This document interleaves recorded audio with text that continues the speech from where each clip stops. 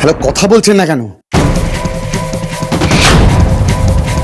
এই কাজটা যদি না হয় না, তাহলে আপনাদের বাপ ছেলের কপালে যে কি দুর্গতি আছে সেটা আপনি ভাবতেও পারছেন না। সৌমেন সূর্য আপনাদের কি অবস্থা করবে সেটা কিন্তু আপনাদের ধারণা নেই। সমীরণ বাবুর দুর্গতির না কথা ভেবে নিজের দুর্গতির কথা ভাবো সৌমেন।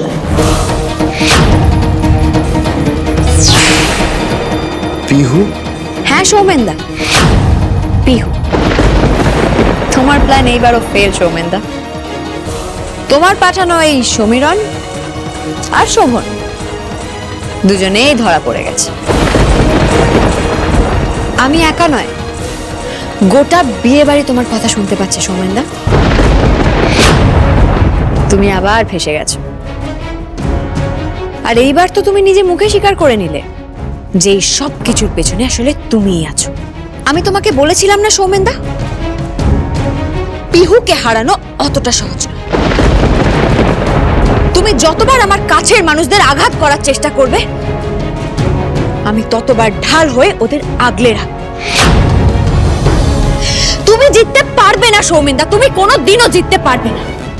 এবার সারাটা জীবন তোমাকে ওই অন্ধকার কুঠুরিতেই কাটাতে হবে। এই ষড়যন্ত্রের পিছনে তার মধ্যে হচ্ছে সৌমেন, রুষার বর। হ্যাঁ মেশো, এই সবটার পেছনে আসল কালপ্রেট হলো সৌমেন সুর। কিন্তু কেন সমীরণের সঙ্গে চক্রান্ত করে আমার সংসারে এত বড় ক্ষতি করতে চায় ও? কেন?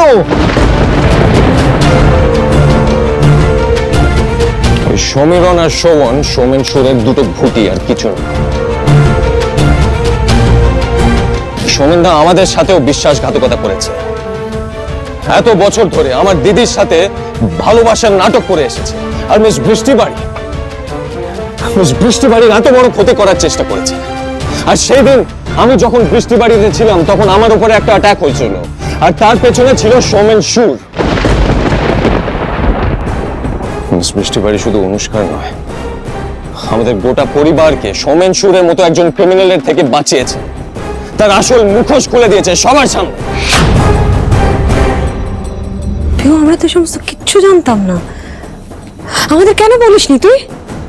মাসি, যেভাবে এখানে এত কিছু ঘটে গেছে আর আপনারা পিউকে কিছু জানাননি, ঠিক সেভাবে আমাদের ওখানে অনেক কিছু ঘটে গেছে যার ব্যাপারে আমরা আপনাদের কিছু জানাতে পারিনি। হ্যাঁ হ্যালো সৌমেনদা, হ্যাঁ শুনতে পাচ্ছ? বলছিলাম যে এবার তো তোমার সাজার লিস্টটা অনেকটা লম্বা হতে চলেছে, আর আমি চাই না তুমি ওখানে একা একা বোর হও। তাই তোমার দুই সঙ্গী সমীরণ বাবু আর শোভন দুজনকেই তোমার কাছে পাঠাচ্ছি, কেমন? অফিসার!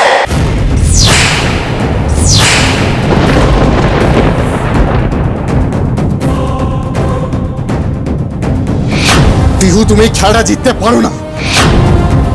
আমার এই প্রাণ তুমি ভেস্তে দিতে পারো না পিহু।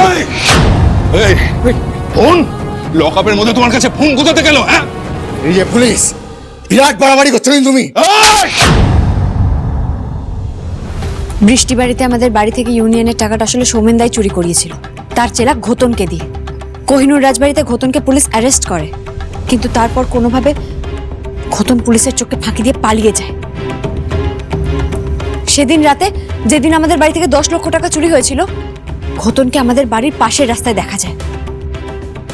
আর পুলিশরাই প্রথমে সন্দেহ করে যে এই চুরির সাথে ঘোতন জড়িয়ে আছে, আর ঘোতন হলো সৌমেন সুরের খাস লোক। তারপর আমরা একটার পর একটা সূত্র মেলাতে থাকি। আসলে সৌমেনদা আমাদের বাড়ি থেকে টাকাটা চুরি করিয়ে সমীরণ বাবুর হাত দিয়ে আমাদেরকে ফিরিয়ে দিয়ে দেখানোর চেষ্টা করেছিল যে আমাদেরকে বিশাল একটা সাহায্য করছে। সৌমেনদা একটা শেষ চাল চালার চেষ্টা করেছিল। যে 10 লক্ষ টাকাটা সমীরণ বাবু নিজের বলে ক্লেম করেছিলেন, সেই টাকাটা আসলে RS এন্টারপ্রাইজেস এর। আর সেই টাকাটাই আপনাদের থেকে চুরি করে আপনাদের ফেরত দিয়ে আপনাদেরকে সাহায্য করার অভিনয় করেছিলেন সমীরণ বাবু। কিন্তু সে টাকা কোথায় বাবা? আমি তো সে টাকা মেম্বারদের হাতে তুলে দিতে পারিনি।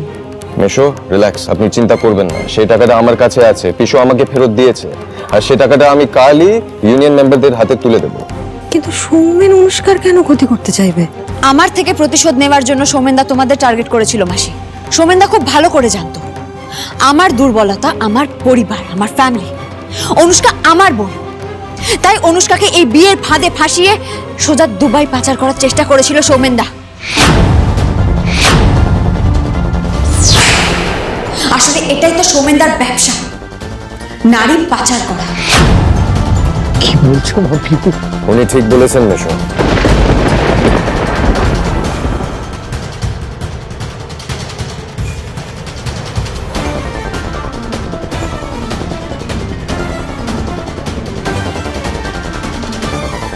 মেশো, সমীরণ বাবুর হোটেলে অনুষ্কার দুবাই যাওয়ার টিকিট আমরা পেয়েছি। এই এনভেলপের ভেতরে ওই ফ্লাইটের টিকিটটা আছে। এই বিয়েটা দিয়ে ওরা অনুষ্কাকে এখান থেকে অনেক দূরে নিয়ে যেতে চেয়েছিল, আর সেটাই হতো ওদের সব থেকে বড় বাধা।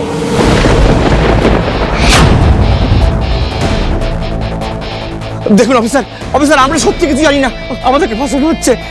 প্রিয়াঙ্কা, প্রিয়াঙ্কা, প্রিয়াঙ্কা, তুমি প্লিজ আমাকে বাঁচাও প্রিয়াঙ্কা। দেখো তোমার বাবার তো এত ক্ষমতা, তুমি প্লিজ আমাকে বাঁচাও। তুমি এইটুকুনি করতে পারবে না আমার জন্য বেবি? হ্যাঁ, বেবি মাই ফুড, আমি তোমার বেবি হতে যাবো কোন দুঃখে? দেখো তুমি আজকে আমাকে যেমন করে উদ্ধার করে এনেছো, আমি জানি যে তুমি আমাকে খুব ভালোবাসো, আমিও তোমাকে খুব ভালোবাসি। I love you Priyanka. ওই অনুষ্কার সঙ্গে আমার বিয়ে হলো, চলো আমি আর তুমি বিয়ে করে নিই।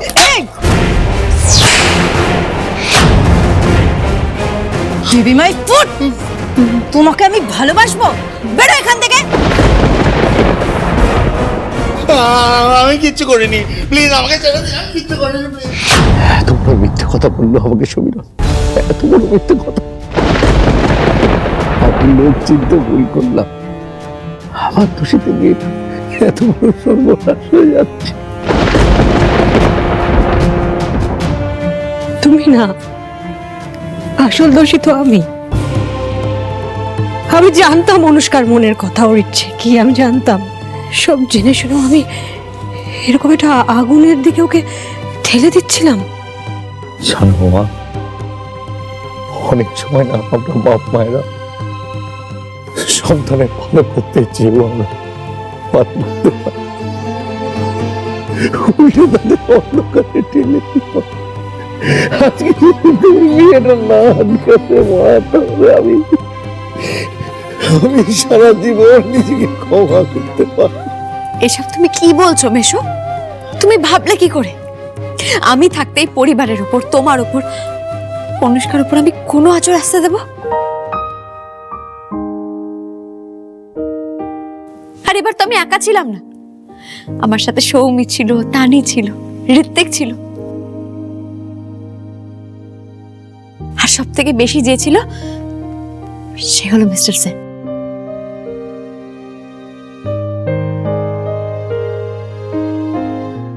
বাবা, আমার বড় মেয়ের বিয়ের পরের থেকে তুমি এবং তোমার পরিবার আমাদের জন্য যা করে চলেছ, সেদিন আমি কোনোদিনই শোধ করতে পারবো না। চিরজীবন তোমাদের কাছে কৃতজ্ঞতা। মেশো, এটা আপনি কি বলছেন?